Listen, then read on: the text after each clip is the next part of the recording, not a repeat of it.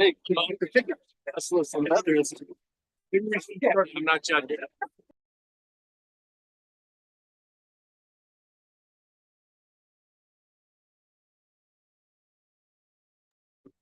All right, guys, let's get started. Thank you very much. We have a slight delay and ready to move forward right now. Thank you all for joining us. This is the Marine Advisory Board meeting for Thursday, October 3rd. We don't have a great business agenda. One of the things we'd like to cover new and old business, and we have a very special friend of the board that's joining us. I'll get to in a second. I'd like to do a couple of housekeeping things. If you can't see the signs, our next meeting is Tuesday, November 12th. Make a big deal about it because it's not a Thursday. The city commissioners are using our Thursday meeting, so it's Tuesday, November 12th. We're going to plan to have Winterfest there. Andrew's got a number of waivers we're going to look at, etc. So we appreciate everybody adapting if they can. The other thing, I want to reach out to our Jewish friends and family and wish them a happy, healthy, and sweet New Year. This is the second night of Rosh Hashanah. A couple of our members were unable to come because of the Jewish holiday. We certainly respect that. We wish everybody a nice holiday to get Happy New Year. Couple bookkeeping issues. We're going to move the agenda around a little bit. Item number 7 was an introduction to Captains on Call. You're going to enjoy this, and I think it's be an interesting presentation. Tony Estrada had reached out and said he had a delivery to Tampa and he needed to reschedule. So we're going to have him come back in November. So we've got a light load. This is all about the boat show. There's no bigger event for us. So we're going to get to John in a second. But let's, if we can, please have a roll call if you'd be kind enough. Absolutely. James Harrison. Here. Barry Flanagan. Here. John Lynch. Here. Robin Chiarelli. Tyler Brunel. Here.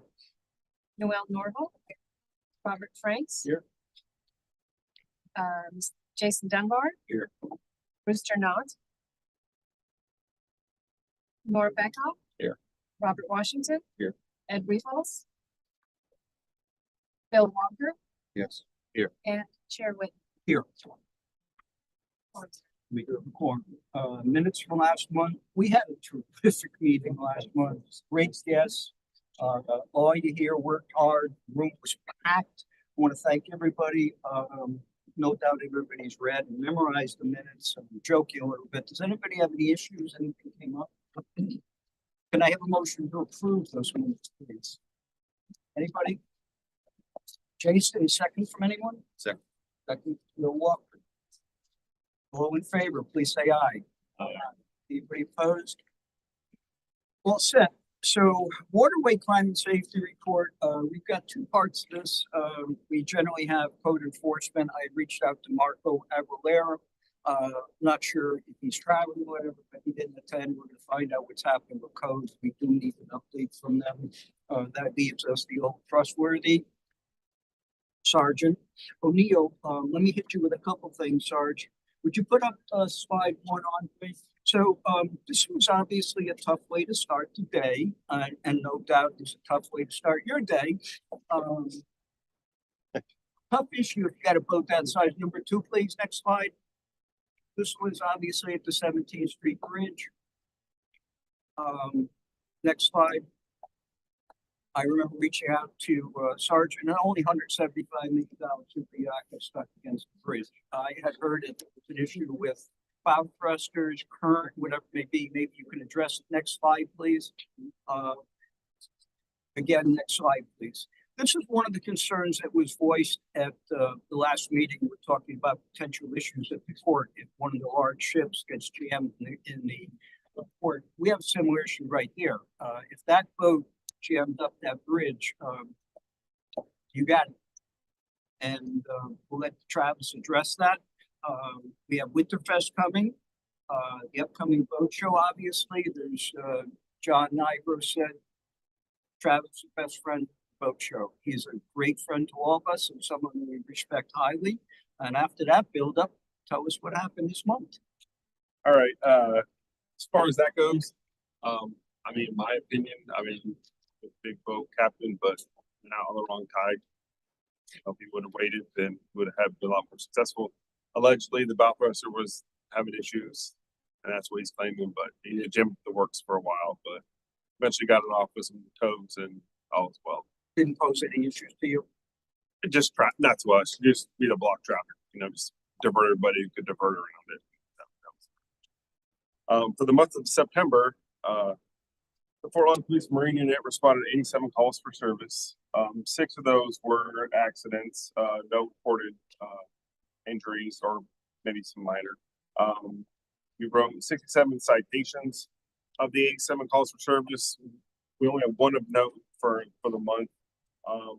15th Street Fisheries, somebody broke into the goggle eyes and filters and stole about $400 worth of goggle eyes and filters out of there. They do have a video of the culprit. So the detective bureau is working. They put a bolo out to all the unit with a picture and working to see. And of course, my guys keep an eye out if the person that is on the video, we see if he had a rod in hand. So I think it's one of the guys who fishes out there at night at 15th Street. So we'll obviously keep an eye out for him and all the guys who work that area. So hopefully we'll catch him soon. Something I'll start keeping updated with, without going too much in detail, is the vessels that we're currently investigating for at-risk or derelict. So right now, between Lake Sylvia and the anchorage north of Los Olas, we're currently working on 7 vessels that we are deeming are at risk of being derelict. My guys check on these people every day, try to get status reports with them, have them come out and show that the boat runs, steers, can de-water, all of those things. If they can't do 2 of the 3 of those things, then we slap a red tag on it and we start the violations. Like currently, like tonight, I have a couple guys working tonight, and we got a couple of jokers out there who think that a garden light is a anchor light because they don't draw a lot of power. They can put a little solar power thing on it, but every one of those guys will get a ticket tonight. And every single time they drag an anchor, they get a ticket. We just cited one of them for being unsightly vessel, which is a municipal ordinance. We cited one of those guys out there, and that is the best way we've seen to combat them without having to dip into money to the city to remove the vessel. We just start charging these people, hold them accountable. Actually, the best way to say it, hold them accountable for their vessels. Then a lot of times they find that it's better just to get it moved out of there. We've been pretty successful with that. We haven't had to remove too many. Many ones we have to remove, these ones we just can't even find an owner at all. By phone, by mail, you just get no response. Those are usually the ones we gotta call John and spend a little money to get those out of there. So right now we're doing 7. We have 7, but that changes day by day. Sometimes we have more, sometimes we have less. But we're always out there, always diligent. We're always trying to combat these. It does take time. It doesn't happen overnight. So every month I'll keep you guys updated on. So that's all I got. I do it. I just want to let Travis know that we're in the process right now of executing a grant agreement with BBIP. It's the $50,000 debit card for derelict vessel remover. So that should be within a month or so, right? I think we can actually use the agreement now. So let me know. Okay, I will. Yeah. So I have another question, but I have something. So before the fire chief leaves, this fire chief, Steve Bowman, this is his house, by the way. We used him last month because there wasn't a seat. I'm going to embarrass you just a little bit. I reached out to Steve. I reached out to Chief Schultz, etc. You asked him to come show up. He's here. This is a guy who spent the whole day working, still took the time to be here, just because he's someone who cares. So the Marine Board has a very special award. We say thank you for being awesome, but we call you, I'll go like the wrong one, we call you the bud of the board. That Stephen Gold, Chief of the Fire Department, bud of the board, October 24th. Thank you for your support. Well, thank you. It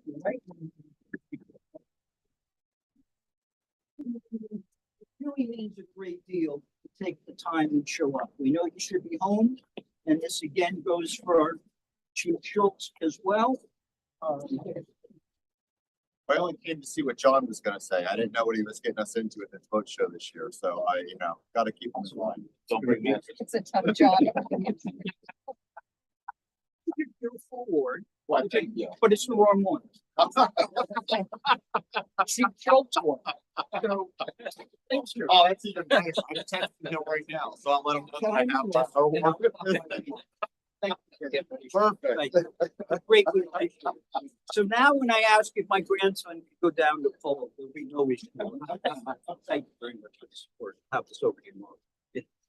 This is just the way this is going. I have one more issue real quickly, for the police and anybody else who wants to join. There was a notice the other day.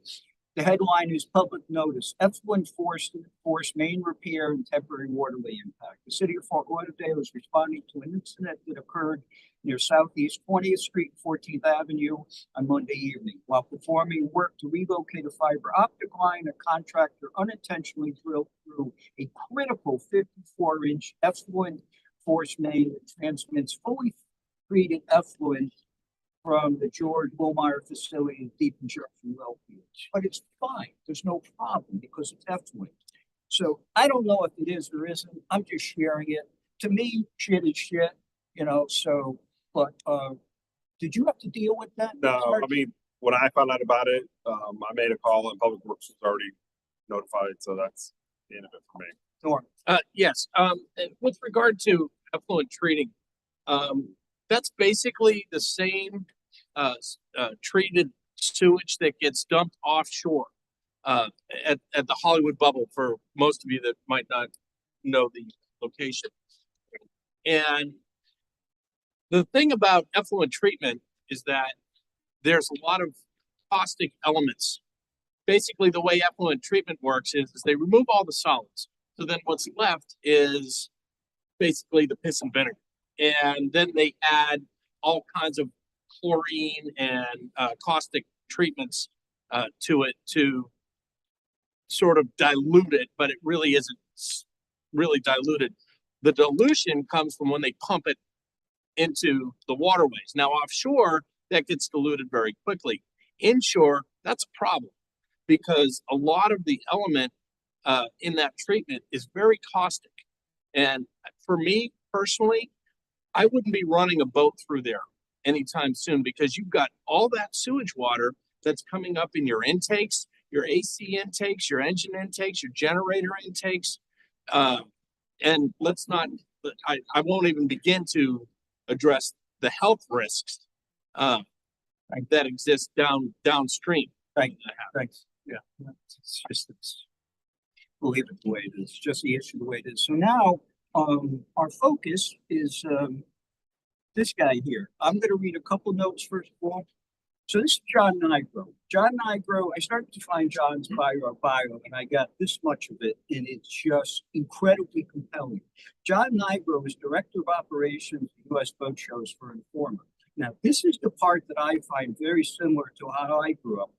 John matriculated between the years of 1976 and 1980 at What's the Matter You in Frostbite Falls, Minnesota. He got a BS in business or business BS or something like that. So that's so he's one of the gang. So my notes were, this is one of the sweetest, most genuine, totally crazy people I have met. I'm honored to have him join us and to give us some behind the scenes insight into the show. Now, I'm also going to read you, Southern Boating just came out the other day. If anybody liked this, well, welcome to the issue. And the view from the pilot house. The Fort Lauderdale International Boat Show began in 1959 with 13 exhibitors, including 5 boat builders. 5. It's amazing to think that last year there were more than 1,000 exhibitors and more than 1,300 boats on display. Based at Bahia Mar Resort, the show runs from October 30th to November 3rd and spans 7 locations in Fort Lauderdale along the Intercoastal Waterway, all within easy to hop on, hop off, water taxi. Did I get that well? So this is a big deal to us, and it's something that means a great deal to us. It's something that we all enjoy. The boat show is owned by MISF, our dear friend Patience and her group, and produced by Informa, which is John. The Informa is the recognized the largest in-water boat show in the world, but celebrate the 65th year. You got it. Thank you, everybody. Some of you I do know, some of you I don't know, and it's a pleasure to be here. I'm sorry that I'm a little bit late. We were a little busy today with some issues. Nothing that can't be fixed. And thank you, Travis, for always helping us, and Mr. Walker, and everybody in this room. One thing that I'm really proud of is I work with a really good group of people. Bill knows a lot of them. Harry knows a lot of them. Mr. Brewer knows a lot of them. The chief knows them. Patience knows all of them. John knows a lot of them. And one thing that's really unique with our group is you walk around and you say, how long have you been here? Some of them are 20 years, some of them are 25 years, some of them are 35 years. They like the industry. They realize what we get out of producing the boat shows, all of them in Fort Lauderdale, Miami, Palm Beach. We all love Flips the best because of Patience. So with a group that is that solid, we work together very, very well because as time goes on, you know what the other guys are going to do. I know what Tipper's going to do, and Bill knows who I'm talking about, which is this is the crew that is going to install all the I-beams for us. We're installing all the docks for us right now. That's basically the first ones. We have guys over at Pier 66, Forrest and his crew, that I watch every day, and they're building the super yacht buildings as we speak. Then we have a crew at Hall of Fame for the new Windward Lounge, which is the new VIP area. We're building that as we speak. Eventually, the convention center, and I apologize, they don't have the convention center layout, but the convention center is full. That'll be on board starting the 23rd of October. But my point is, everybody that's been there really, really clicks and works together very, very well. And I've been through the Kay Pearson days, which he was wonderful. I've been through the Efren Zimbalist days, which I will comment on. And now we have the Informa people. And I will tell you, Informa treats us like a family. Even though they're a multi-billion-dollar corporation with 11,000 employees, they're good to us. They really are across the board. They do care about the exhibitors. They do care about the show. They care about the general public. They care about the safety. And when we request things, there's no questions asked. It's really a good group. And I think you guys, when you go to the shows, you can see it. We went through some challenging times with the people prior to Informa, but now we're pretty happy with what's going on. The video that you will look at is something that I agreed to do based that, and I do all the videos for them. I don't know if you've seen them on YouTube, but we have fun doing it. And this is kind of an idea of what happens from day one to the last day.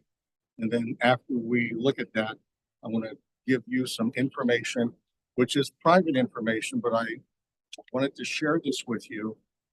When we do the shows, we have a calendar, and we have a daily calendar, which you'll see, and maybe Bill has seen this before. I know Patience has. And we stick to this calendar, no matter if it's windy, if it's raining, if we have a storm, if we have lightning, whatever the case is, the calendar has to be followed every single day, because if it doesn't, we don't know. Noel, you've been there. Travis, you've been with us. Barry's been with us. Everybody in this room gets an idea of how important the calendar is. I actually do the calendar with a lady named Amanda and several other team leaders, and we sit and have meetings and meetings and meetings to come up with this type of system. It does work. It's exciting for us. We are on track right now. We're actually way ahead. The reason we're pushing is because we have some weather coming, which may be a challenge. We went through some wind and some rain last year, but everybody worked every day, and we got the tents up, we got the pilings in the water, dock started to go in the water, so here we go. And please, if anybody has any questions, ideas, recommendations, bring them up. Yes, sir. So, I've been a vendor at this show since '92. Mhm. Luke Brown Yachts. Yes, I know. And I noticed in the Palm Beach show now, which I think you guys, Yes, there's now a dock for people to attend the boat show by boat. correct. And is there going to, at Fort Lauderdale, where you can get a drop off by boat. There is a come by boat dock, which is It's a drop off. yeah, it's a full, not in Fort Lauderdale, but in Palm Beach, there is a come by boat dock. Right. Which is limited space capacity. I get that. Okay, Is there any concept or possibility we could do that here for Fort Lauderdale? Because no, we don't have the capacity to do it. That's the problem. We have enough area in Palm Beach to make it work, and it's extremely limited. It's a very nice feature to have, but here's the problem. The exhibitors that did not get their boat into the show, they go to the come by boat dock, and that boat sits there for 5 days with a big for sale sign. at Palm Beach. So I was close to that dock because we're located, and I saw like groups of people coming. I didn't, and I don't doubt you, but I didn't see that, and I guess you wouldn't want to monitor that, but We do monitor. Yeah. Because it's an entrance. but even the drop off by boat has reduced the car traffic. It's noticeable, and that is the key ingredient to keeping our customers coming to the show. Because the goal of the show is to get that fuel tank of money, which are the respective buyers that we come into that show. And the traffic on A1A is hands down the largest deterrent to the money coming into that show. To your point, and you're correct, open this white folder that you have. You look at on the right hand side, look at the last page, and open it up. Okay. Here's Fort Lauderdale International Boat Show, parking and transportation map. Walker has helped us with this for years. So here's the plan. And yours truly does this with a team of wonderful people. We do not push people over the bridges because of the A1A traffic. Right now, I was talking to Morgan Dunn. I think some of you know who she is. Northbound A1A has a couple of huge road plates on it. We're down to one lane. It's a DOT issue and she doesn't know when it's going to be repaired. So the point is, we build a parking and transportation system right now, and I've negotiated with the convention center for 2,000 parking spaces at $20 a head. So eastbound 17th Street, we're going to push traffic to the convention center. We have VMS boards that come northbound from 95. We advise people to exit off of 84 or Davie, get to 17th and US 1, go east to the convention center, park at the convention center. Some people have gone on 17th Street eastbound and see the big banners that say park here, entrance, boat show. Okay. So that's one area. We have 2,000 cars that we take off the street. The other location is the Las Olas parking garage, and we do that for the city. So people that are coming eastbound in Las Olas, we have DOT arrangements and an MOT traffic plan that allows people to turn left when they're going eastbound to turn into the parking garage. It's 650 some parking spaces. We push that. Then we push Galleria, which Bill's boats are at. Then we push Las Olas Riverfront. So we do a very, very good job in eliminating as much traffic as we possibly can on A1A. We still get it that people are going to go over the bridges and say, okay, I'm going to pay $100 to park, which they do, because most of the lots by 8:30 in the morning are full, and they're 100 on Wednesday, 200 on Thursday, 300 on Friday, and it goes up from there. Everybody in this room has seen the signs. Downtown, we probably have between the flat lots and all of the people that cooperate with us, I'm going to say between 15 and 20,000 parking spaces. Now, Bill's boats do an outstanding job with eliminating traffic congestions, because we get the calls from a couple of people in the city. You guys are blocking A1A. You guys are doing this. You guys are doing that. You got to move the buses faster. Major Hart, Captain Jenkins, all the guys that Travis knows that I work with. We do everything we can to keep the traffic flowing. We pickle the lights westbound on 17th Street. We pickle the lights westbound on 84. We pickle the lights westbound on Las Olas. We pickle the lights westbound on Sunrise. So we get the challenge we have. Therefore, we enforce as much as we can for people to take the water taxi, take the water transportation system, take the bus transportation system. Still doesn't eliminate the traffic on A1A. Now, what has happened in the last couple of years, a lot of the new hotels, the bigger hotels that have parking garages inside, they have 300-400 parking spaces. They cooperate very, very well for boat show traffic too. So we're doing everything we can, to your point, to eliminate as much as we can on A1A. One of the things I did notice, before the show opens, the wave of the vendors. Right. That wave has always been looking for, I don't know if the, water taxi would be a, but No. a wave to get them in. Cause I think that's who takes up those parking spots early on. They do. So the vendors have to purchase 30,000 credentials. And it's almost if we could get those guys to not take that up and leave that for the multimillionaires that are actually fueling the thing. It's a good point. Here's the challenge. The city keeps taking staging, boat show staging. You guys come in the water, you don't have staging. You have a schedule. People on land have a staging setup where they go to Galleria. Well, as long as I have Galleria, they're there. Every day, there's a couple hundred people that go to Galleria for 12 days when we build that boat show, and they have a scheduled time. No one knows how this works. They have a scheduled time to show up at staging. When we're ready for them at BMR, we will call them at staging. They come southbound on Seabreeze and get in that line, and we have 29 feet to put 13,000 vehicles in that boat show. And that's on an in and that's on an out. Okay, so you see the challenge that we have. Now, last year, we had 2 entrances when you come south on Seabreeze. Unfortunately, sorry, Mr. Tate, but he has a building right now that is a temporary structure that is his sales office for the new projects that are going to be built at BMR. Everybody knows what I'm talking about. So do we have a issue with exhibitors with the movement? Yes.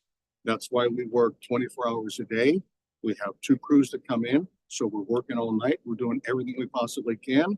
We have Pat, we have Jeff, we have Amp, we have all the guys that we've all grown up with directing traffic. All those lights on southbound and northbound. They do a great job. Don't get me We get it. I understand where you're coming from. I wish there was something that we could do.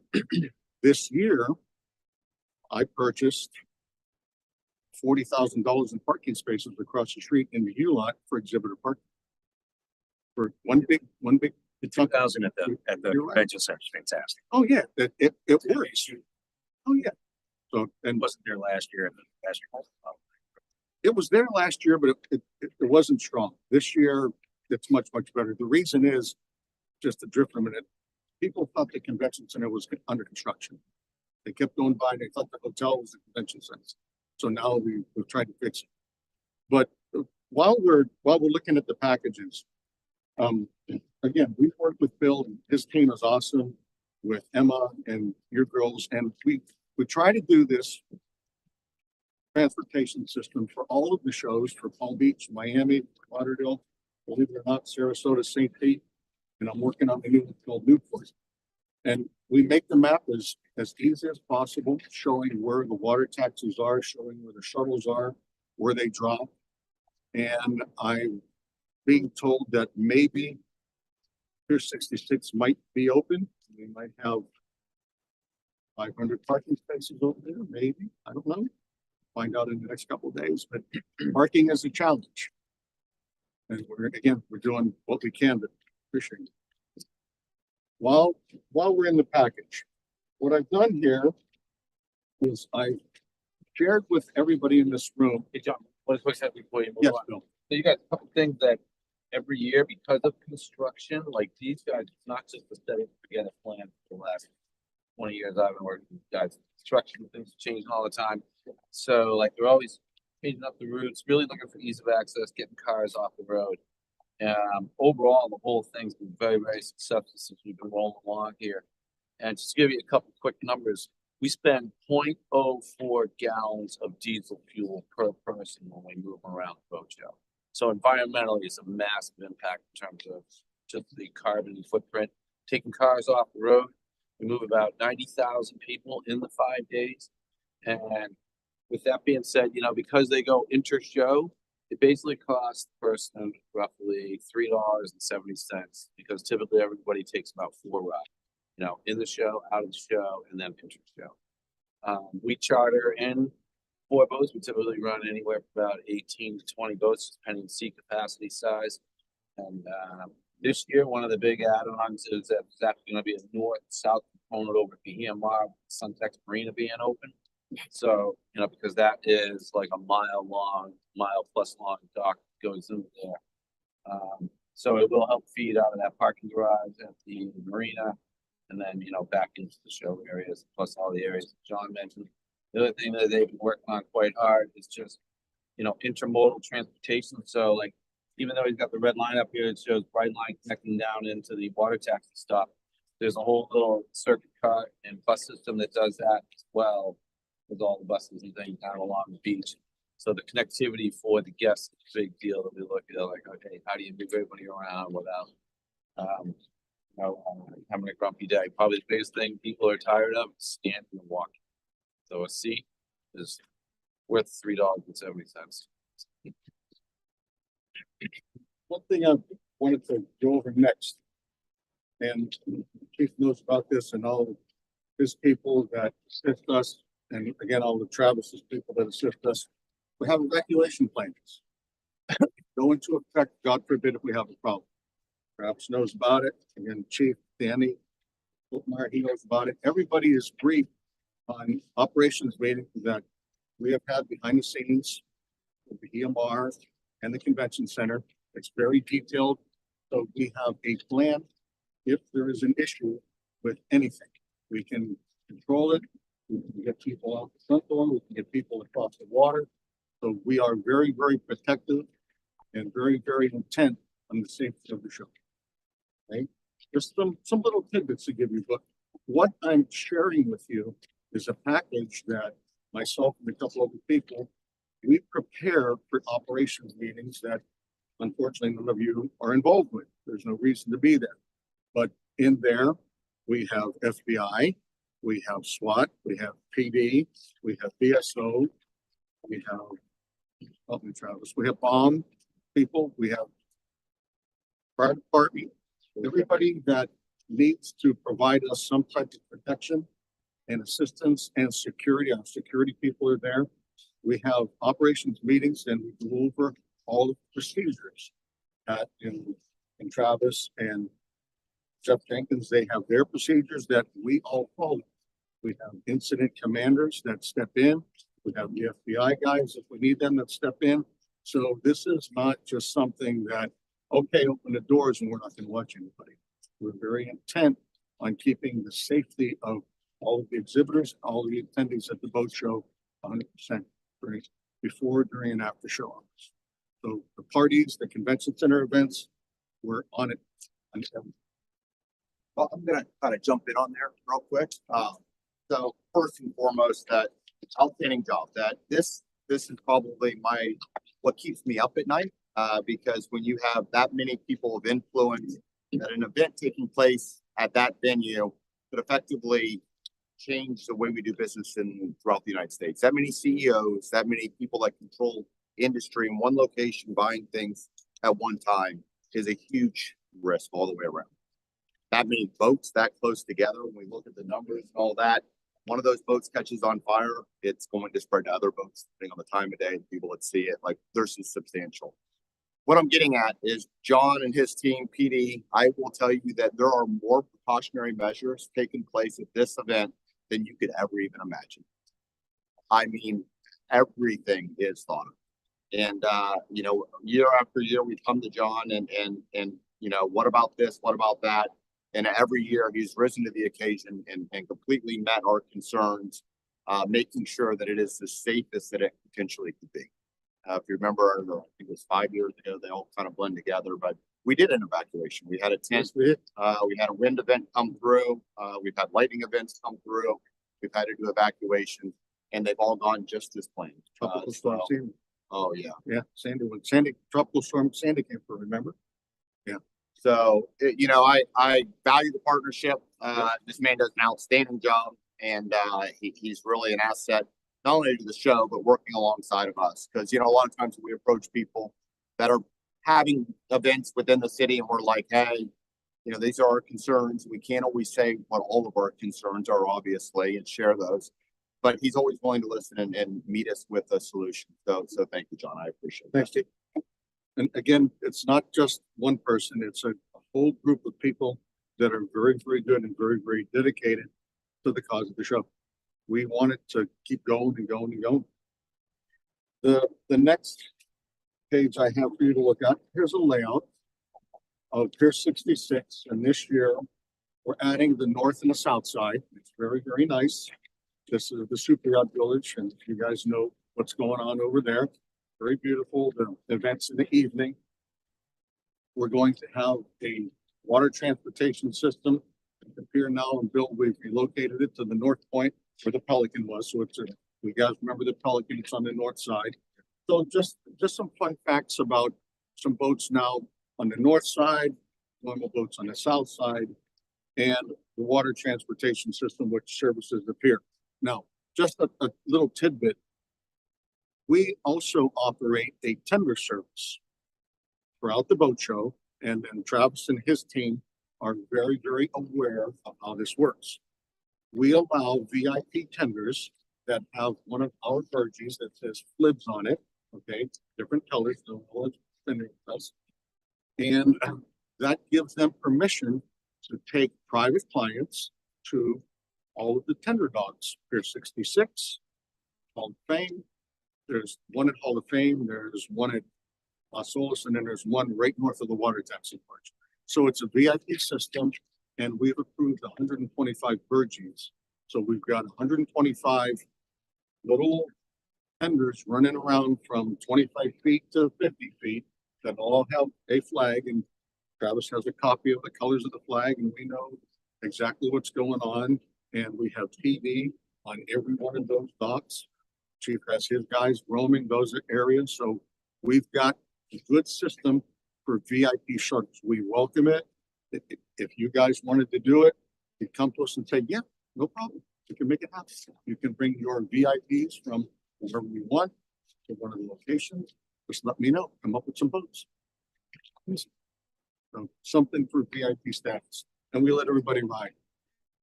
We also do have something that's kind of fun. A friend of mine owns a golf cart company, and it's called Icon Electric Vehicles. Maybe you've seen some of them. We started golf carts in the show 3 years ago, and I think the first year we moved about 20,000 people. So we'll probably move between 30 and 35,000 people with the golf carts for Flips. It's crazy the amount of people that take the golf carts. You haven't seen them on the road, but it's nuts. And I've got 30 golf carts between the 6 and 8 passengers that run constantly to alleviate traffic from the Super Yacht Village to Bahia Mar and back. So we make it kind of fun. The next page is Bahia Mar. There's the boat show, which you have up on the wall right there. Gives you an idea. And as far as boats, we're about 1,300. Maybe a few more in the next couple of days. So this gives you an idea of what you've got from the southwest corner to the northwest corner.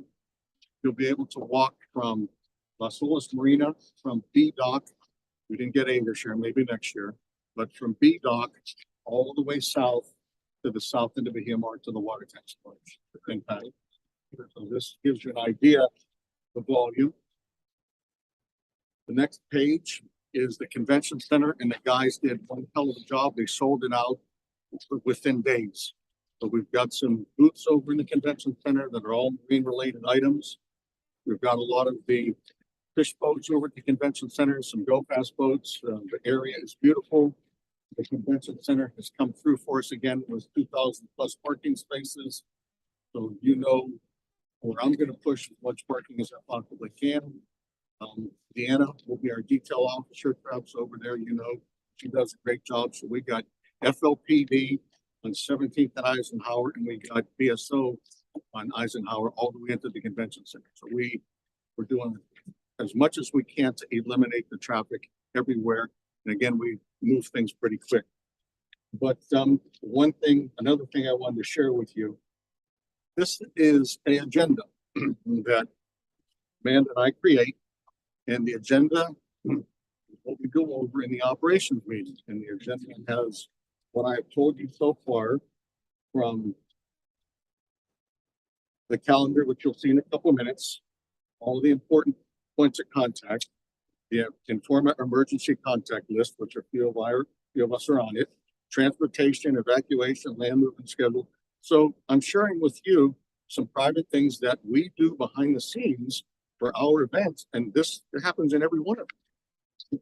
So you guys get an idea of how important it is that we follow chief protocol, FLPD, BSO, FBI, 100% across the board. This way we are 100% compliant in all areas. We are completely ADA compliant. Bill is, the buses are, so we have no issues there. Everybody comes to the boat show. We want everybody to smile, be happy, spend some money, and have a great time. But this is something that is in detail that we follow. And the thing that I'm kind of proud of is this, right? This is my calendar. Patience has seen it. He's just got a couple of these. And what it tells you, it gives you a daily schedule of exactly what happens. From the beginning, we started Pier 66 in early September 1st and 2nd. Megan has been wonderful. She lets us come in early. We get everything set up over at the pier. By the 12th of October, the guys at the pier are done. We built it, we walk away from it. All we need to do is get the people. So we go from the pier, and then our next move is Hall of Fame. And the city has been wonderful with allowing us to come into Hall of Fame beginning of September to start to build the tents at Hall of Fame, build the docks at Hall of Fame, get everything moving over there. Then we moved right into Las Olas to the new marina. My guys started over there on the 23rd of September, and you have been in that neighborhood, you see what's going on over there. So the point is with us and how this calendar works, we want to try to get all of the outlying areas such as Pier 66, Hall of Fame, Las Olas Marina, get 2,000 docks splashed in the water. And I'd like to have them in the water by October 15th. The reason is on October 14th, that Monday, we get the property at Bahia Mar. And what we want to do as an internal group is focus as much as we can on the Bahia Mar property and have all of the other outlying areas done complete. Speaking of docks, about 2,000 dock units. And if you look at some of the fun facts I have here on the first page, it shows you SMT, which is, believe it or not, show management. Call it show management. There's almost 300,000 square feet of tents under air. Okay, you guys see how we build. Let me just touch on how that works. We will go in with several crews to Bahia Mar's parking lot on the 11th of October. We're going to build the Yacht Builders tent, which is the northwest tent first. So first thing we will do when we go in there is we'll build the frame of the tent. The frame goes up in one day. All the aluminum, put the spikes in the ground. I have locate companies come out. They mark the lines for FPL, for gas, for sewers, for Comcast, for broadband, everything. That's why the parking lot's all different colors. So we get the frame. When the last frame is up, we will start putting the tops of the tent on. And you guys have seen how we do. We put the tent tops on. They're 15 feet wide, ropes and forklifts. You've seen them go, maybe some videos. I've been to the show and see how we do it. So the tops go in the tent. Now, once one or two tops go in, the electricians come in. The electricians will come in and they'll hang all the lights inside the tent. And they'll do all the wire drops horizontally across the top of the tent, down the sides, and we'll run a line. Okay, so they connect everything up once that frame is built. Now, this is second day. Third day, 4 people come in. So we will put the black plastic floor that you guys have seen in the tent. So in 3 days, the Yacht Builders tent is up and built. So that's a tent process. And we see how many square feet we have as far as volume of the tents. There's another company called Logistics And they are our specialty tents. That's another 45,000 square feet. And another company called Elite, which is the smaller tents. So the show total is about 389,000 square feet of tents. And while I'm on the subject of docks, if we go to the third page, we got 104,000 square feet of 10 by 20 dock units. Most of our docks are 10 feet wide and 20 feet long. There's 291,000 square feet of 10 by 40 docks, which is what we're going to with the bigger ones. Total approximate units, 406,000 square feet of docks. But it gives you an idea how crazy it is. And there's some videos that are on YouTube. The way we work it is we bring the docks from Galleria and we bring the docks from our warehouse. We truck them southbound on Sunrise Boulevard. We turn them right on the street called Banyan. Travis knows where that one is. We bring them to the north side of the parking garage. When they come under the bridge, they come into a field that we have prepared with huge pieces of 4-inch thick orange floor that connects together. The trucks come in, the guys unload the docks, they drop the docks about 20 feet away from the semi. There's 4 guys that work the crane chains. They hook up the chains from the crane. The dock gets lifted and splashed in the water. That takes about 2 minutes. The reason is we've got so many docks to put in there. As we are lifting the docks and putting them in the water, we're not just splashing docks, we actually build exhibitors displays. So when we put 10 docks in the water, that might belong to Viking or it might belong to Havas. So it gives you an idea of how close we are, where we work together and we know exactly what goes in the water and what needs to be connected. It's a simple process where it's a plate and a pin. It's like Legos. You put the docks together. You can see it walking around the boat show. And again, I don't want to take a lot of your time. We ramble on for hours, but the calendar is important to all of us. And we have to be open on October 30th. The goal for us is to be done probably by 2 a.m. on the 29th. And that's what we look at. If we can finish that, then the fun starts where we got to bring all the bathrooms in and we have to clean the show and everything that goes on all night. And Chiefs guys that are there all night and PD that are there all night. I have vacuum cleaner ladies that come in and there's a huge amount. We have cleaning people that come in. To give you an idea, here's some hours on cleaning.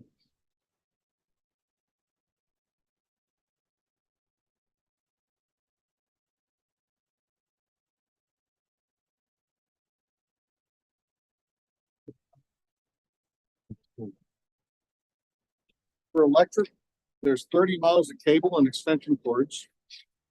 For power, there's over 20 megawatts of distributed power, enough to power 15,000 homes.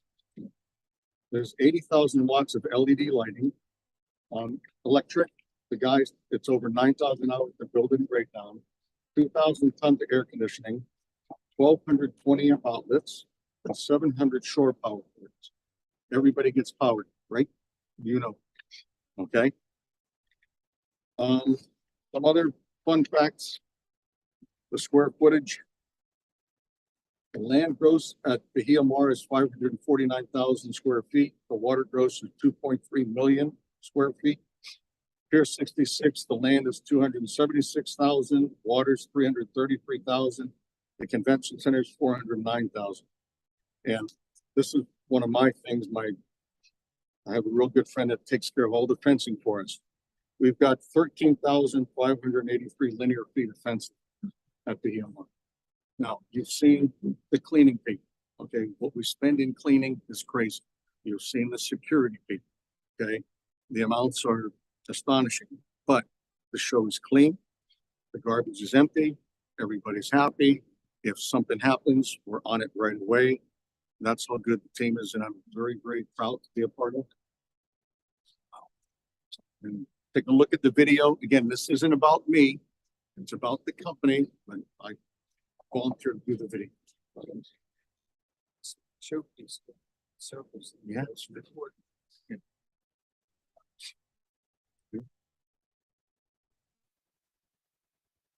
Hi,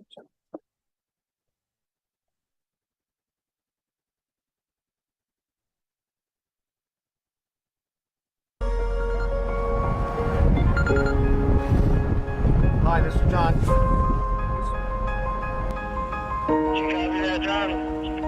No, I did not.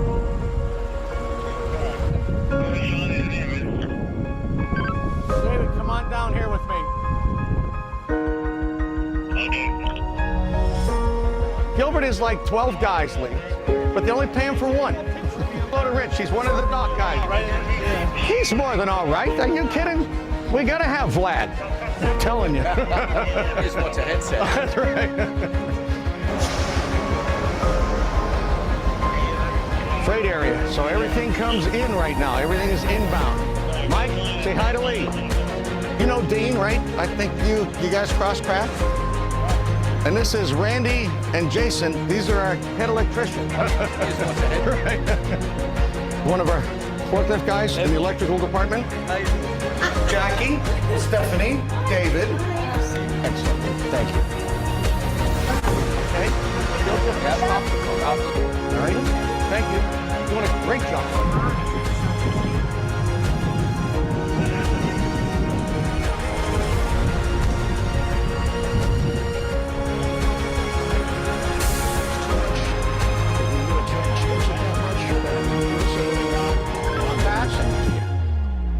And we're back after 6 weeks of nation building, it felt like.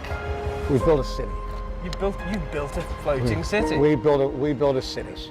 We have the convention services group, okay, which is the guys that do the carpet, the tables, the chairs, the freight move in, the freight move out, okay. That's the heart. Then you've got Tipper and his group. You met Tipper, you met John, met Mick. The dock crew, the guys that come in, that set up all the floating docks and build the land, okay?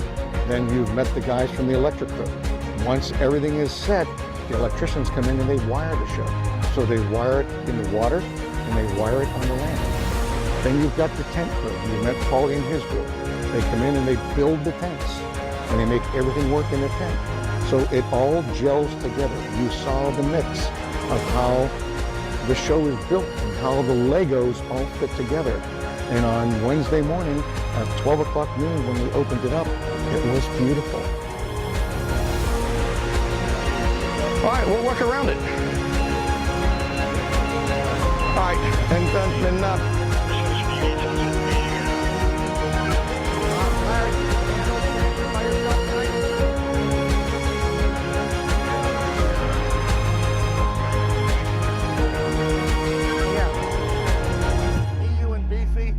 and then Jeff comes in, right?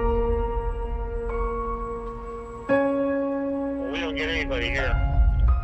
No, I realize that. I think you guys are okay up there, but on this side, I'll have Jeff, myself, Gilbert. We'll have the crew here, and we'll put a security guard out there. All right, we're good to go here. Roger that. Thank you, Frank. Although Frank's expertise will be missed here. I think I'm going to have a tear. Most people have no clue that in 2020. Thank you very much, everybody. Pleasure. We're all kind of speechless. We have a fun event. It is a fun event, and certainly I would say my single favorite. I hope everybody else is wonderful, wonderful. Well, yes, sir.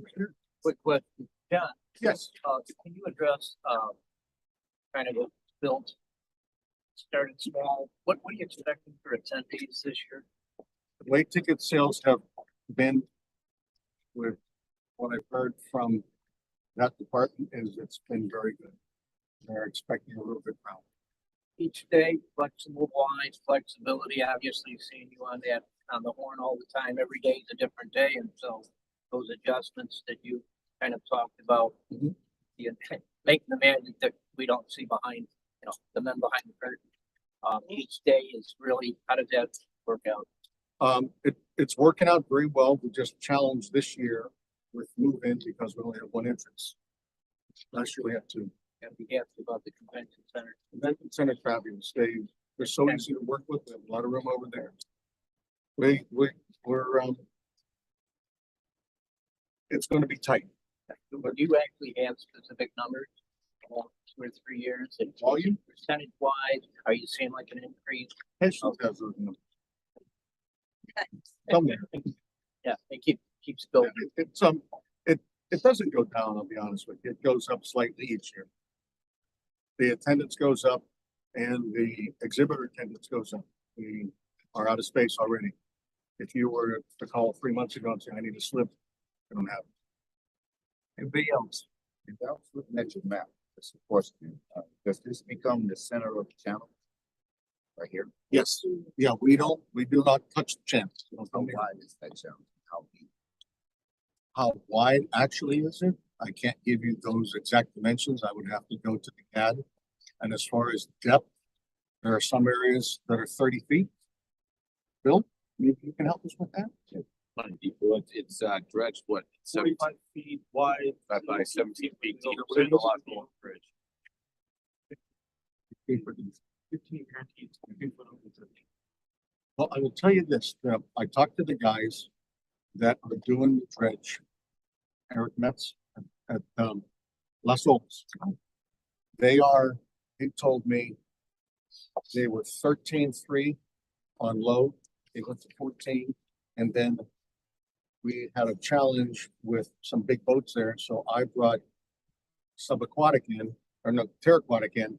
They did depths for us, and they were close to 13. Then I brought divers in, and they gave us 14. Las Olas, most of it. Now, we had the depths on the T head of Las Olas, and we were real deep. We were 25 and even deeper west of Las Olas Marina. So the channel's deep. And that's with high tide and low tide. Yeah, our markings are on super lows. But we have enough water. But you got more than expected on boat traffic. Right? Oh, yeah. That we have a lot of traffic, and Travis can attest to that, and we do not encroach on the channel. Give an idea. When the Jungle Queen and the Spirit of Fort Lauderdale come out, they're both 30 feet wide. Okay, when they come out of their berths, when they come south, okay, the Jungle Queen goes out of here, right? When they come south out of their berth, when they come west on the canal, we leave them 50 feet. Since they've been out, but they got plenty of room to get in and out.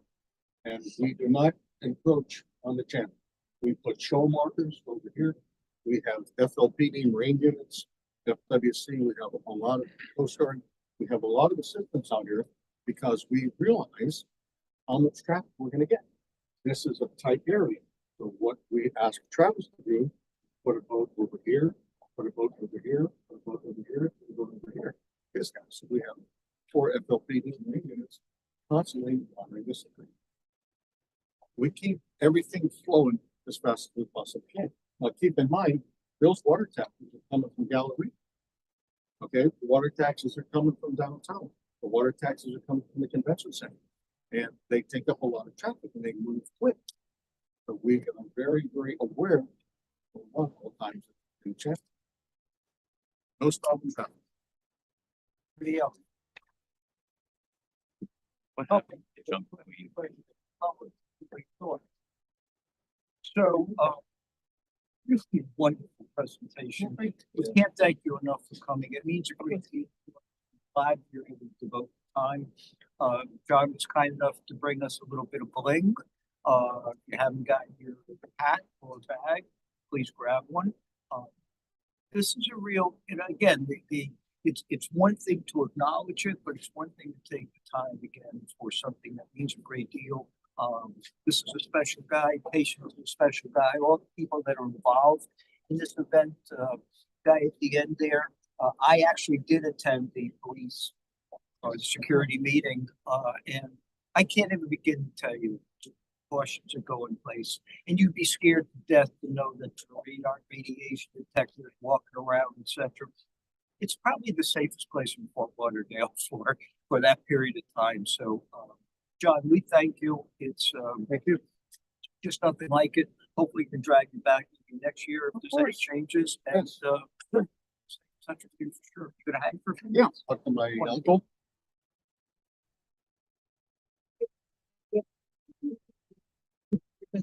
I'll bring this to the girls. I'll love it. But you can't get M&Ms?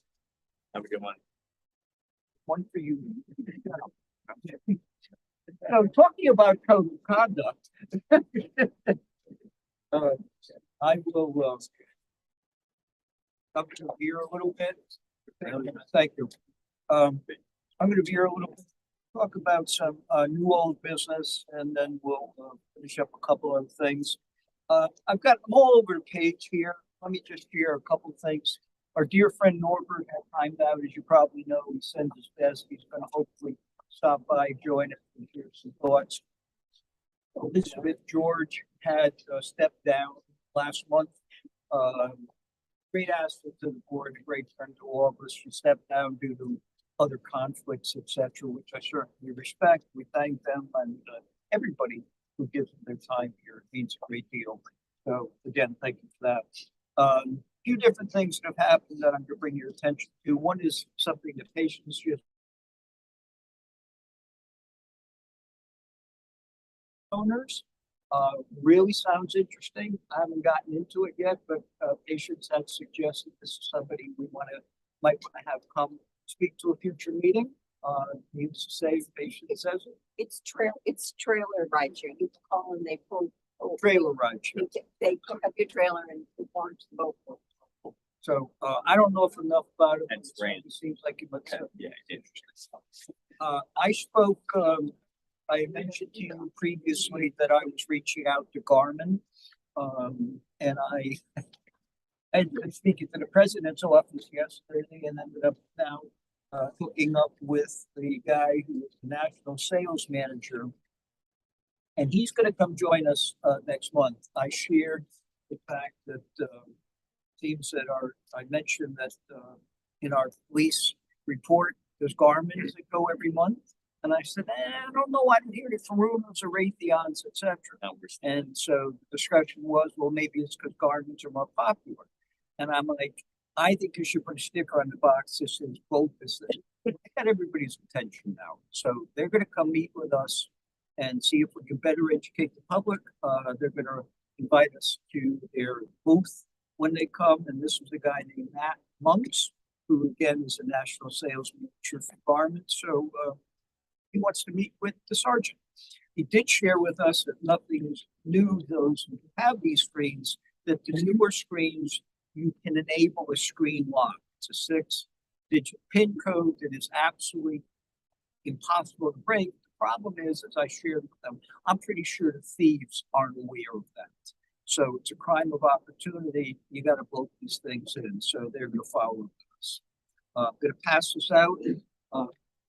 Patients had said shared this with us, and he was gracious enough to invite everybody to this captains and crew event as part of the boat show. So hope you'll join us, and thank you very much for that patience. A few other things. Chip Lamarca, great meeting. We talked obviously about anchoring like Lake Sylvia. I not taking political sides. Chip is a big supporter of the board and waterways. We don't have any resolution yet. Bob Duff is working on it. Language is a little ambiguous, and Chip has offered to come back and speak with us. It's in process. Yeah, no, it's in process, but it's just there's no resolution yet with the language. I'll share something else. Well, I've been working on it all day.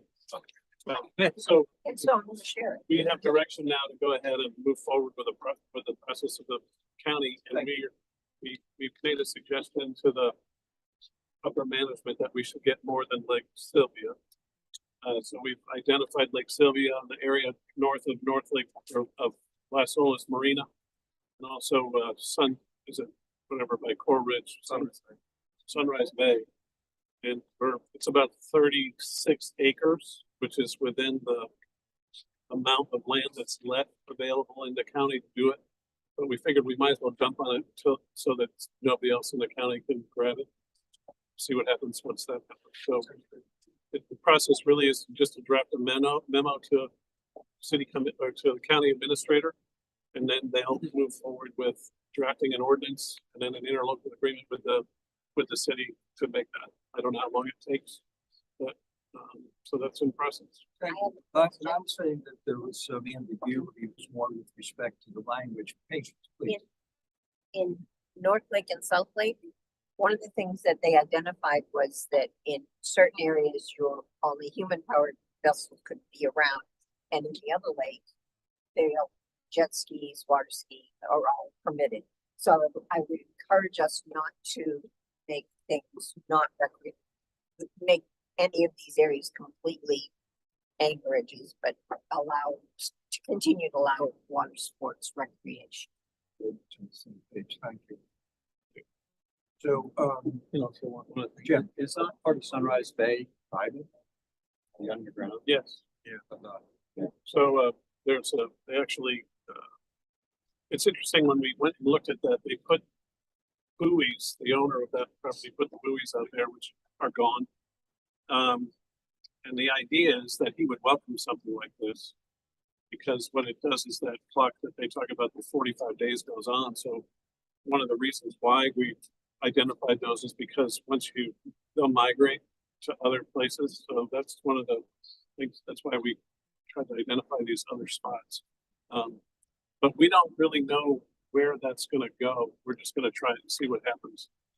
The state views it as state waters. So that's what's allowing us to think that we could go forward with that, even though it's not submerged sovereign land. thank you. So it's in process. Again, it was a productive meeting last month. Everybody's suggestions were taken into consideration. We are proceeding. Bob Dunkel, as you notice, is absent. I'm going to read a quick two texts I got from Bob. Bob is back safe. This was a message when he was in North Carolina. I'm stuck in Avery County, North Carolina. No computer, no internet, no electricity, no water. We have had over 22 inches of rain. Never appreciated what disaster 22 inches of rain caused in the mountains. Downtown Boone, North Carolina. Water, no options right now. We're going to stay in our mountain retreat. We get back on Sunday, so we are now back in Flatland. My biggest regret is that I could not have stayed there longer to volunteer services. There are so many people that need help. It's interesting. It was hard for Bob to leave, but it's safe to say there's not much again you can do. But our hearts obviously go out to folks experiencing something I've certainly never seen. My last thing is the elephant in the room, the dock strike. You're all aware of this. A few days ago, there was no dock strike in South Florida. It started where there's other locations of the country, in South Florida seem to be safe. South Florida is now effective. The dock workers hit South Florida ports. I don't know what it means to folks, obviously, cost of goods, etc.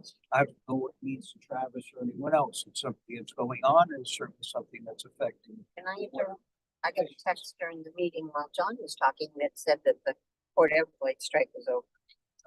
Really? Yeah, they return to work tomorrow. So is that just Port Everglades or other areas as well?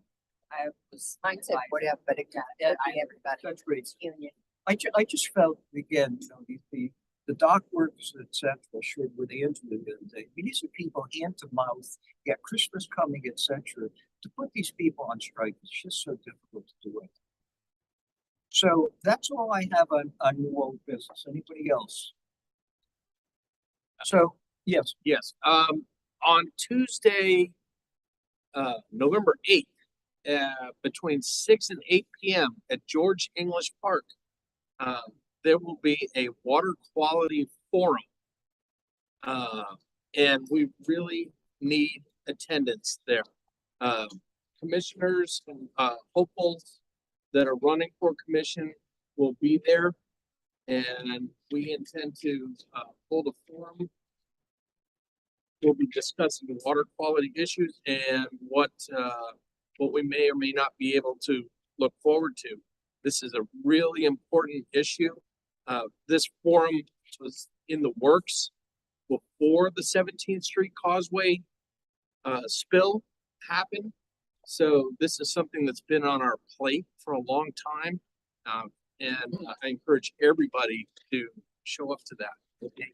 It's Tuesday, November 8th. That's a Friday. October.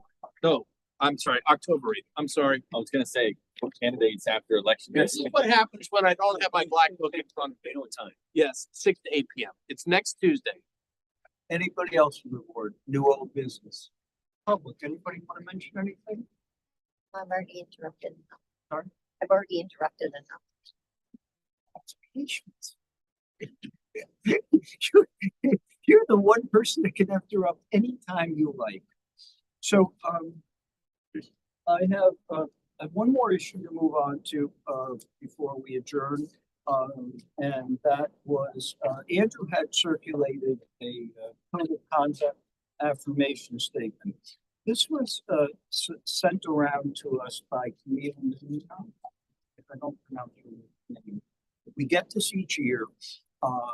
And basically what you're supposed to do is read it, sign it, etc. What we all do, and if you choose to do that, that's on your own. But I do want to touch on a couple points because it leads me into something here, and I'm going to try and be as tactful as I can. Our code of conduct is refrain from inappropriate language, including statements of malicious, threatening, slanderous, disparaging, mean-spirited, vulgar. I'll refrain from using profanity.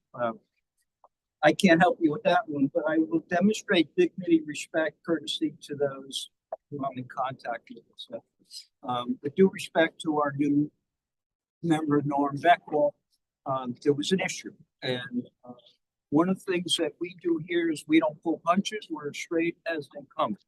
So, Norm, I'm going to let you introduce yourself. Norm is a new member. He was appointed by Steve Glassman's office. But there had been some correspondence, and I'd be remiss if I didn't address it as tactfully as I can. Norm had sent around some correspondence and accused the board of being corrupt. Let me finish, please. It's in front of us. I mean, let me just. I did not.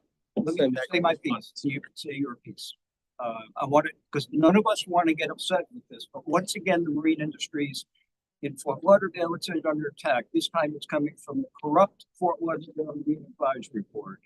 Now, I will tell you that the majority of the things in here are wrong. Your information was incorrect, etc. So I learned many years ago, not to say something if I have misinformation. And I don't want to get upset with this, but you pointed a finger at that guy, you pointed a finger at that guy, at that guy, at that guy, and called us corrupt. I have a real problem with that. So as calmly as I can, I'm going to give you the floor and let you deal with it. You are an important member of this board, and we respect your opinions and we respect the assistance that you give the city, but you do have to clear the air. Well, I'll tell you what I'll do first. I'm going to clear the table. I'm going to lay out on the table so you guys can jab pitchforks at me. That was a joke, guys. Listen, first of all, you're right. In as much as that I did say those things, it was on a social media post that was back in April, and nobody said anything to me about it. Nobody replied to me about it until I got this appointment. Okay, fine. First of all, the language that I used with respect to calling everybody on the board corrupt was wrong. I'll freely admit that, okay?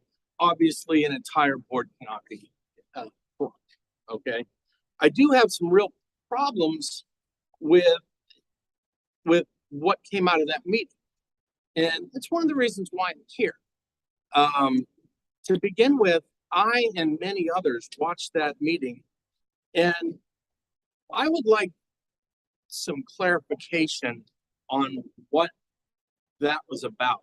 Because if I'm wrong, fine, I'm man enough to admit it. I've got no problem with that, okay? I was under the impression, and many others, I'm not just speaking myself here, okay? But I was under the impression that this board was entertaining an idea where there would be a limit of the distance between the seawall and a combination of vessels and docks to 25 feet that could extend out into the river. Is that correct? Wrong. Okay. Was that was not the issue? Never an issue. No. Okay, because I spoke to a lot of people who came away from watching that meeting who thought that that is what the issue was. Okay, was that regarding a dock waiver? No. So, Please clarify this. so here's what I'm gonna do. And I say this really out of respect to the board here. Guys worked on this moratorium for 18 months.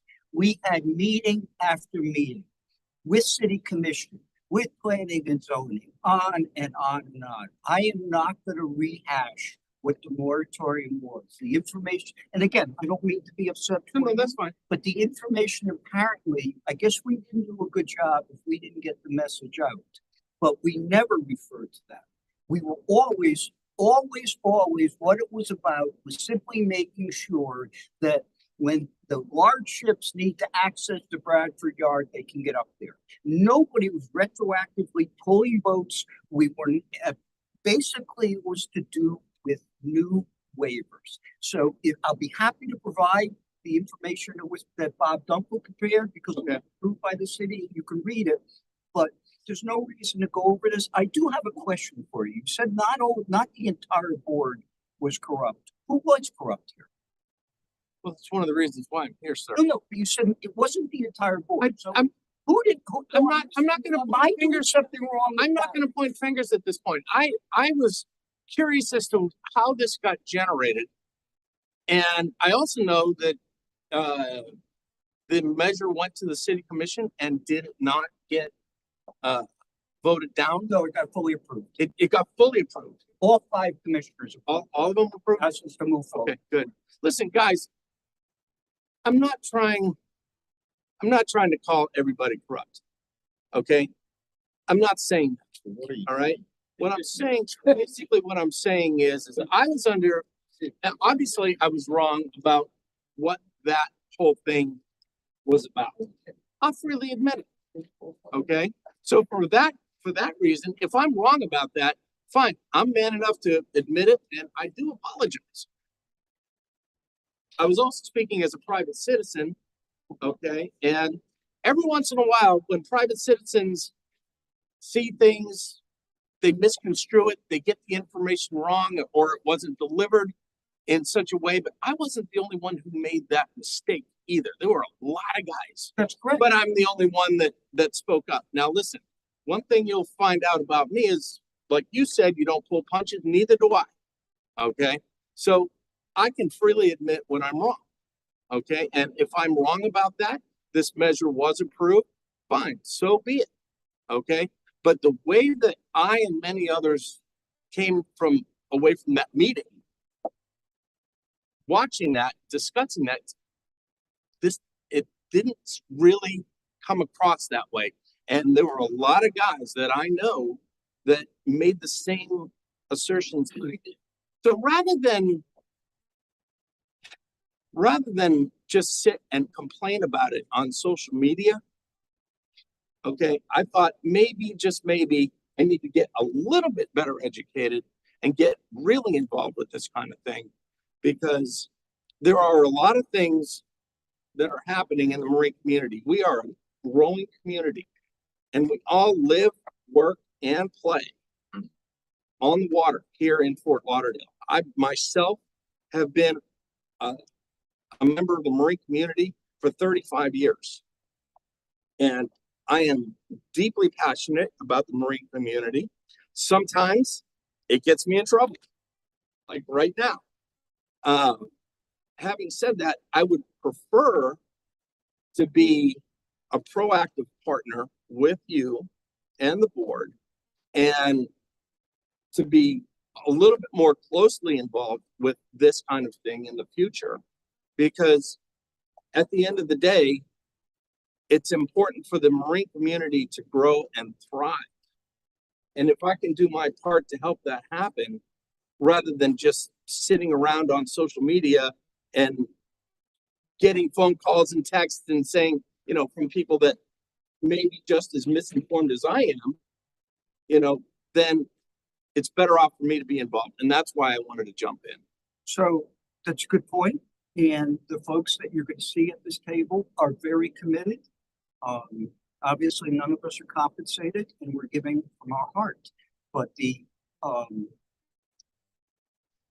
with respect to misinformation, the way I am at this point in my life, I'm 74, maybe have a little more experience, but I want to make sure I have both sides of the argument, all of the information before I make a decision, and certainly before I put something out in the public. So you don't have to say more. I understand where you're coming from. I will open the floor if anybody would like to speak. I appreciate your efforts. Hopefully we can move forward and have a very effective board. I do want you to understand again, it just really was very offensive. I get it. Anybody else have questions? Yeah, I have a question, Dr. Statement. Yes. About how I present. Put out what's taken out of contents, black and white. First, several items which are totally inaccurate. And I expressed my concerns to the district commissioner who made that appointment today. Go on a copy of it. I don't think there's any place, and you have to include our staff as part of the board. So as I said, are they corrupt also? No. Well, I said that already. Part of the board. So look, we're not, we have some very upset people. We're not going to solve anything here. My suggestion is, we're all committed to the board. If you choose to be a part of this, etc., the best thing we can all do is try to work effectively together. We got off to a very rocky start. I'd be lying if I said anything else. Does anybody else have any thoughts, concerns, etc.? Mr. Harrison. I'll do a little explaining, for you. And kind of what's the genesis of this? The genesis is that sitting on the board, we have waivers that we've approved for dolphin pilings or clusters of dolphin pilings for boats that are docking perpendicular to the seawall, pointing out. What happens is that the boat they come in with a 60-foot boat, so I need a 40-foot dolphin piling put in, and then they put an 80-foot boat out on it to get intrudes into the water, into the waterway too far. The issue becomes enforcement. So it makes the difficulty of enforcement of how to monitor that. So that's something that goes on, before all of this. What the real genesis of this was the Coral Castle property. So they came in for just that, to put in things. The discussion at the board was that they're asking for something that it's very easy for them to go beyond what they even could go and go too far, into the river. Of course, the thing is, well, we're not going to do that. Well, that has to be enforced if it is. So it was creating a gauntlet effect of trying to get boats up and down the river. The board denied it. The board turned it down. The commission was lobbied, and they decided to go against the board's advice and made that exemption happen. We gave that waiver to that property. Immediately after that, we started getting more waiver requests for the same thing right next door, going down the line, which is like, oh my God, what are we going to do? So that was the nexus for coming up with, let's just have a waiver until we can figure this out. Because quickly, so on Marine Industry Association, we looked at what are the options, of doing this, because if this happens, the boatyards need to stay in business. They're the most major industry alongside of tourism in Broward County, Fort Lauderdale, South Florida. And that the heart of that industry is up the river. So it's the fact of getting boats up and down, the river is important. The fail-safe, option is go to Coast Guard and have this declared federally navigation water, whatever it's called, navigable waterway, which they did in the Miami River. And if you go down the Miami River, you'll see that there's no boats on the side. There's no docks. There's no anything, because it's all about just getting the boats up and down the river. If we were to, which would solve the issue as far as if it gets encroached too much, do that, and it's, nuclear as far as, and then we've turned our community over to the care of the federal government to tell us what to do to make this a navigated water. So the idea was, let's look at this as what can we do ahead of time to make it where everybody agrees. So, you know, we also at Marine Industries have a committee going there where we just have, well, the city just had a bathysphere survey done of the river, the full river, looking at where the channel actually is, you know, what it is. The one thing in your post showed a Google map with lines on it.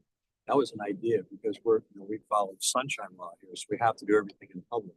So all of the thoughts, all of the ideas are given as we're talking. So that's an idea of like, well, here's just a map. Here's what it is. Let's work from there. It became that's what they're trying to do. You know, try to think. No, someone said, hey, what about this idea? What about this idea? How do we come up with what do we do to make it better? You know, to make it where it can't, we can't, because one guy says, this is my thing. I'm putting my boat out there. Pay me a toll if you want to get past it, sort of thing.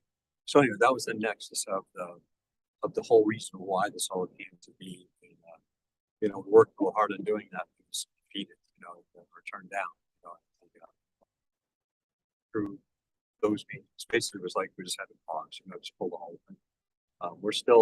The marine industry is still going forward, you know, with the ideas. We're coming up with what can we do to make this better without going nuclear on the whole thing, and having turning it over to the federal government, you know, keeping it local so that we can control our own waterways out here, because that's what we want. So nothing is done at all. Let me ask you a question, guys. How involved property owners along New River in these discussions? In these 18 months, By the misinformation that led to them squashing the whole thing, essentially at the end.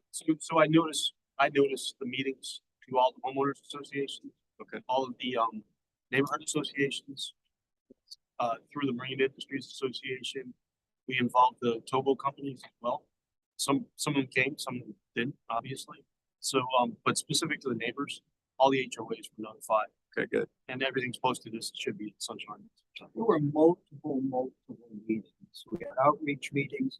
Every one of the commissioners was here. Everybody was in support of it. We have talked about public outreach meetings. We spent a lot of time. So we're also spending too much time with this right now. So I would suggest, I thank Jimmy for that, because Jimmy invested, you know, we started talking about a moratorium, I'm not saying this for everybody, a couple of years ago at least. And this has been worked on ad nauseum. So I'm thrilled that Jimmy Patience, MIASF, is continuing the charge. We'll pick it up as well at some point. One of our biggest supporters is Mr. Brewer that's sitting over there. Are you awake, Jim? James Brewer is a dear friend that is forged, works at Bradford. If you're not familiar with Mr. Brewer, is at every meeting, and he's here as a representative of one of the big supporters of this group, and that is Bradford Marine. Kelly and Mr. Brewer again. Anytime you need him, he's here, and we have to acknowledge him because he's a constant fixture at this board. So we thank you for that, James. I have a couple other quick things.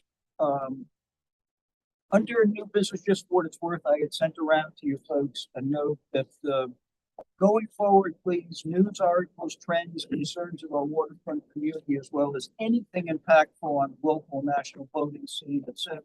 People, birthdays, families, etc. We want to acknowledge it. I want to acknowledge the fact that Jim Harrison had an achievement with his company, etc., and other folks here. So please send Andrew any information whatsoever. We're an effective group, and we become more effective when you act as a family, a team, etc. That's all I have. Does anybody have anything else whatsoever? Do I have a motion to adjourn? Mr. Banks, the second one from anybody? I thank you all.